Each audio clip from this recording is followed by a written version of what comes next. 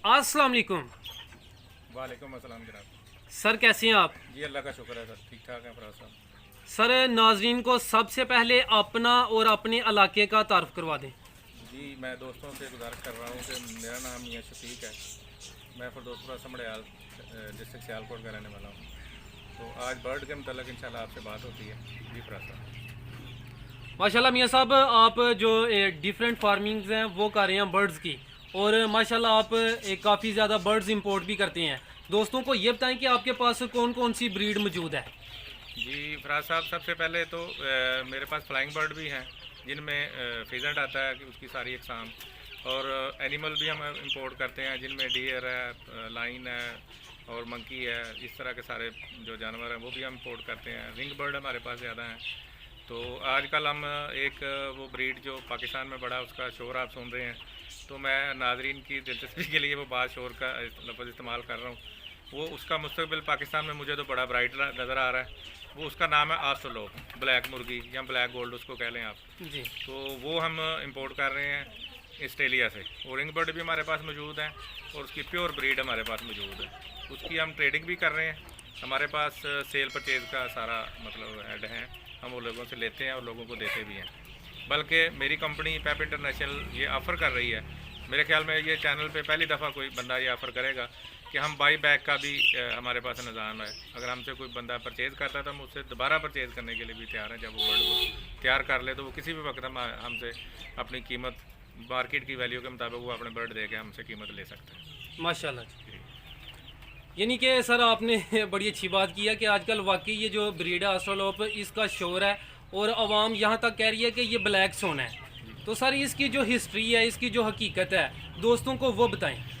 बात यह है कि मैं व्यूवर्स के लिए उनकी दिलचस्पी के लिए या उनकी मालूमात के लिए ये मैं बताना चाह रहा हूँ कि ये ऑस्ट्रेलिया की ब्रीड है। ऑस्ट्रेलिया में ये पैदा की गई थी 1890 में तकरीबन। तो वहाँ से ये पाकिस्तान में ट्रैवल करती हुई मुख्तलिफ मालिक से पाकिस्तान में पहुँची है। पाकिस्तान में अभी इसकी इतनी तादाद नहीं है कि हम इसको कमर्शियल बुनियादों पे सेल कर सकें या परचेज़ कर सकें। ये चंद एक लोग हैं जिन्होंने ब्रीड को इंपोर्ट किया, फिर उन्होंने इसकी आगे ब्रीड ली, और ये कुछ रिजनेबल नंबर्स ऑफ बर्ड हमारे मुल्क में आ चुके हैं। तो उससे इसमें असल में इसका जो मुस्तकबिल है ना, पाकिस्तान में जो फ्यूचर नज़र आ रहा है वो बहुत ब्राइट है। इसको इंशाल्लाह बफज़ल खुदा ये 1 साल या 2 साल के कलील अरसे में ये अभी गोल्डन मिस्री की जगह पे आ जाएगी। इसका अंडा हम इंशाल्लाह घरों में खाया करेंगे। अभी तो इसके अंडे की प्राइस 40 या 45 या 50 रुपये के करीब है, जो कि हम आम बंदा अफोर्ड नहीं कर सकता खाने के लिए। लेकिन इंशाल्लाह हम कोशिश कर रहे हैं, हमारे भाई जो दूसरे लोग जो फार्मर हैं वो भी कोशिश कर रहे हैं कि इसकी ब्रीड पाकिस्तान में इसकी प्रोडक्शन इतनी कर दी जाए कि ये आम बंदे की पहुंच में आ जाए। तो हमारी सारों की यही कोशिश है कि हम इसको ज़्यादा से ज़्यादा फार्मिंग करें। ज़्यादा से ज़्यादा लोगों को इनवाइट कर रहे हैं, वो बर्ड हमसे ख़रीद सकते हैं, हमें सेल कर सकते हैं। हम इसके लिए हमने बड़ी मेहनत की है इंशाल्लाह, और आइंदा भी करेंगे। तो हम ये लोगों के लिए आसान इंशाल्लाह कर देंगे कि ये लोग इसको हर बंदा इसको लेके पाल सके और अपनी ज़रूरियात ज़िंदगी इससे पूरी कर सके। ये माशाल्लाह बहुत अच्छा बिज़नेस है। अगर कोई न्यू कमर है तो उसके लिए भी मेरे पास प्लान है, वो मुझसे डिस्कस कर सकता है। बल्कि आगे चल के वीडियो में भी थोड़ा बहुत बताऊंगा मैं आपको। तो मेरी नज़र में तो ये ब्लैक गोल्ड का आपने लफ्ज़ इस्तेमाल किया, ये डेफिनेटली ब्लैक गोल्ड ही है। ये जब आप कोई छोटा सा थोड़ी सी इन्वेस्टमेंट के साथ आप मैक्सिमम इसे अर्निंग कर सकते हैं। जी माशाल्लाह मियाँ साहब, आपके पास इस ब्रीड के हवाले से काफ़ी नॉलेज है, आपके पास माशाल्लाह काफ़ी प्लान है। लेकिन सबसे पहले मैं ये चाहूँगा कि ये जो ब्रीड है, इसमें जो प्योर ब्रीड है ग्रेड ए, उसके मतलब बताएं। कुछ दोस्त हैं वो प्योर का बोल के जो क्रॉस चीज़ है वो दे देते हैं। आजकल ये भी बड़ा मसला है। ये फराज साहब बात एक्चुअली ये है कि हमारे जो फार्मर हजरात हैं ना, जो न्यू कमर हैं या जो पुराने भी हैं, उनमें मैंने देखा लोगों को, आपकी वीडियोस भी मैंने सर्च की हैं, लोगों की देखी हैं जो यूट्यूब पे या फेसबुक पे चल रही हैं। तो उसमें सबसे बड़ी ख़राबी जो आ रही है ना, जो मेरी नज़र से गुजर रही है, वो ये है कि ये लोग फार्मिंग कर रहे हैं, छोटे पैमाने पर फार्मिंग है, तो लोगों के वसाइल शायद कम है, इसमें वो RIR और इसको ऑस्ट्रेलोप को मिक्स करके रख रहे हैं या किसी और ब्रीड के साथ इसको मिक्स करके रख रहे हैं। वो जो ही क्रॉस करता है कोई मेल फीमेल दूसरी को, तो वो ज़रा मिक्स तो आ जाएगा ना, उसकी वो ब्रीड तो नहीं रहेगी जी। तो इसके ऊपर मैं स्ट्रिक्टली लोगों को ये कहना चाह रहा हूँ, दरख्वास्त कर रहा हूँ कि कोई भी ब्रीड हो, का वो ऑस्ट्रेलोप है, RIR है या कोई और फैंसी बर्ड है, उसकी ब्रीड लेने की अच्छी आला क्वालिटी बनाने के लिए, ए ग्रेड बनाने के लिए उसको बिल्कुल अलहदा रखें, किसी दूसरी ब्रीड के साथ उसको मिक्सअप ना करें, क्योंकि इस तरह तो फिर वो क्रॉस हो जाएगी और उसमें फिर वो क्वालिटी नहीं रहेगी। बाकी इसकी प्रोडक्शन भी फिर मुतासर होगी। अभी तो इसकी प्रोडक्शन दुनिया में मेरे ख्याल में सबसे ज़्यादा है, अंडे की प्रोडक्शन जो है। गोश्त में भी ये इतनी कोई कम नहीं है, इससे बड़े ज़्यादा गोश्त पैदा करने वाले भी मुर्गियों में है, हैंड्स में है चीज़ें। लेकिन इसका गोश्त भी 3 से 4 केजी पे चला जाता है जो मेल है। तो ये गोश्त के लिए भी अच्छी ब्रीड है।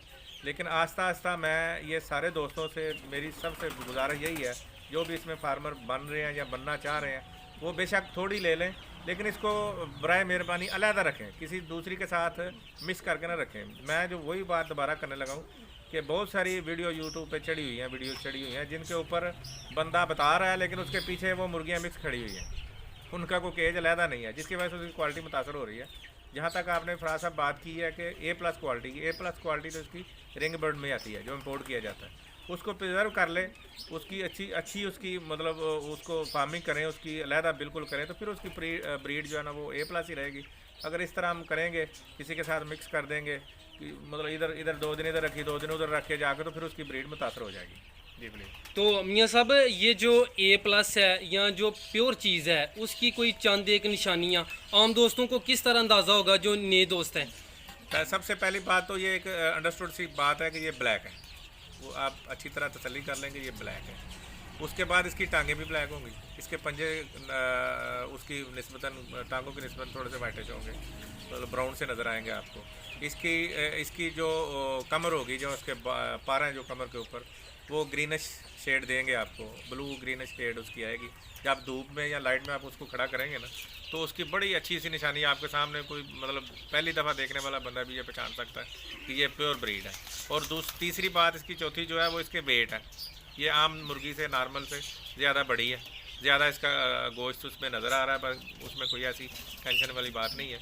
ये मेरे दोस्त कुछ ऐसे लोग भी कारोबार कर रहे हैं जो खासकर चूज़े में, चिक्स में ये लोग कर रहे हैं, बेईमानियाँ कर रहे हैं।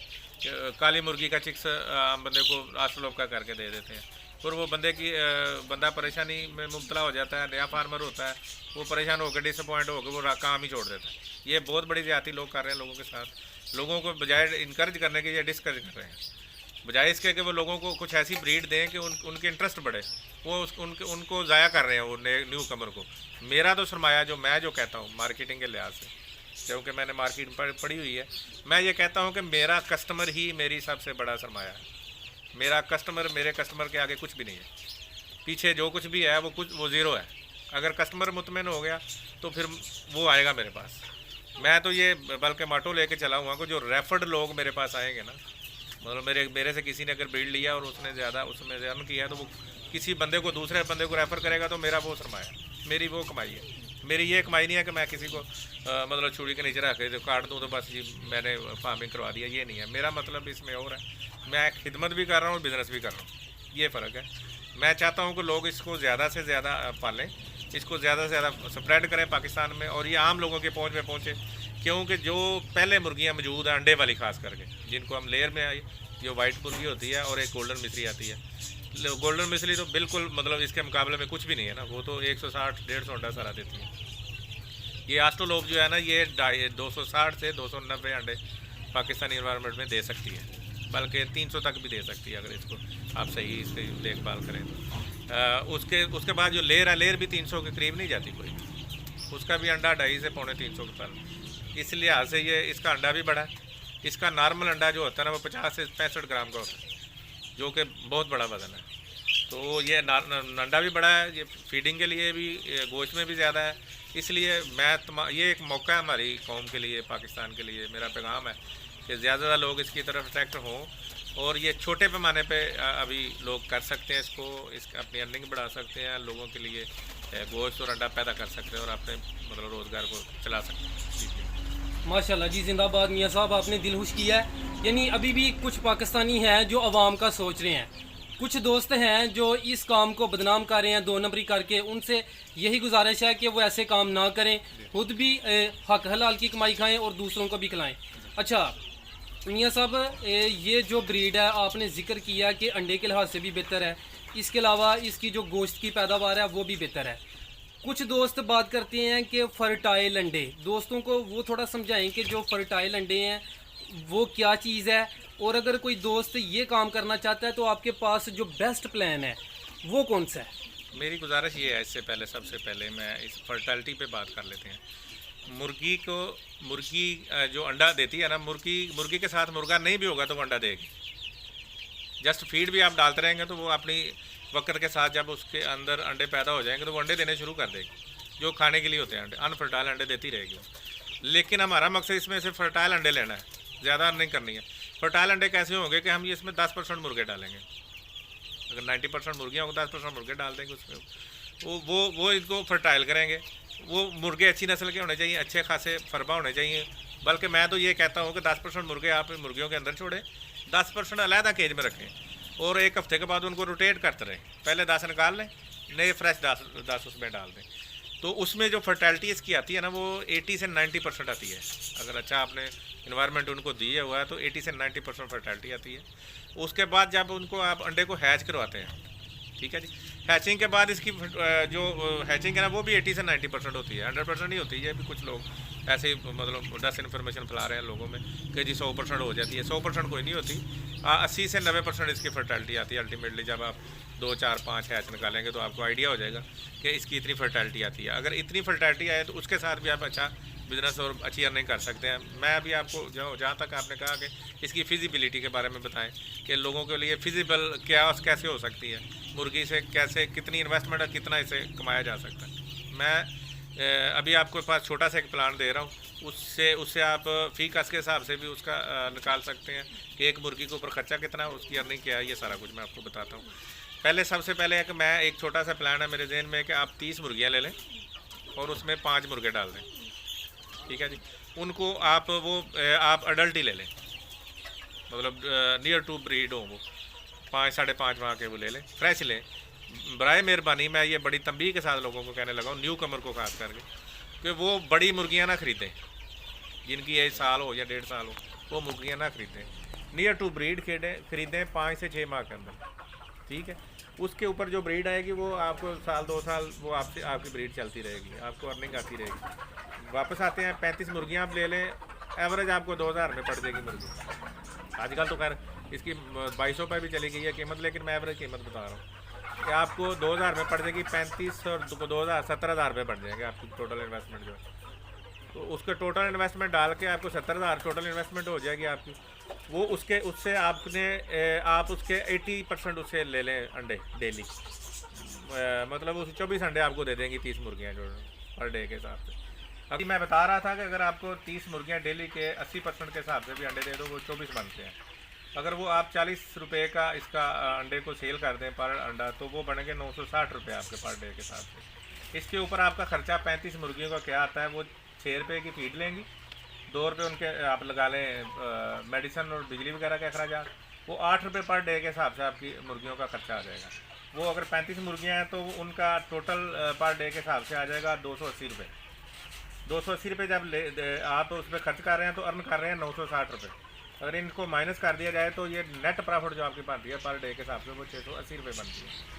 तो 680 रुपये को अगर आप 30 दिन के लिए उसको मल्टीप्लाई करें तो वो बन जाएंगे 20,400 रुपये। तो ये 35 मुर्गियों के साथ जो बिज़नेस आप कर रहे हैं उसका सिर्फ अगर आप अंडा सेल करें, ये एक मैं बता रहा हूँ हेड इसका अंडा सेल करने के बिज़नेस, तो इसका सिर्फ अगर अंडा आप सेल कर रहे हैं तो आप तकरीबन 20,000 रुपये उससे कमा रहे हैं। अब अगर दूसरा तरीका आप अपनाते हैं जिसको मैं प्रेफर ज़्यादा करूँगा कि आप उसको अंडा तो आप सेल कर सकते हैं, कोई मसला नहीं है, लेकिन मेरी नज़र में ये बिल्कुल पुअर डिसीजन आपका। आप उसको हैच करवाएं। जब आपको तो हैच कराएंगे वो 24 अंडे अगर डेली आपको आ रहे हैं तो मंथली आपको बन जाएंगे 720 अंडे। उनमें से 80% मैं कह रहा हूँ कि आपकी फर्टिलिटी आती है, वो बच्चे निकल आते हैं, हैच हो जाते हैं, तो बन जाएंगे 576 बच्चे, 576 बच्चे बन जाएंगे। तो वो उन बच्चे को डे ओल्ड आप सेल कर दें। डे ओल्ड का आजकल जो रेट जनरल चल रहा है वो 120 रुपये चल रहा है। तो उस 120 के साथ अगर 576 अंडों को मल्टीप्लाई करेंगे तो वो बन जाएंगे 70,000 रुपये। एक ही मुर्गी, एक ही सिस्टम और एक ही जितने नंबर हैंड आप रखी हुई हैं, तो वो उनसे एक बंदा अंडे सेल करके कमा रहा है 20,000 रुपये, एक बंदा बच्चे हैज करवा के कमा रहा है 70,000 रुपये। वो डिसीजन अभी आपका है कि आपने कौन सा डिसीजन लेना है।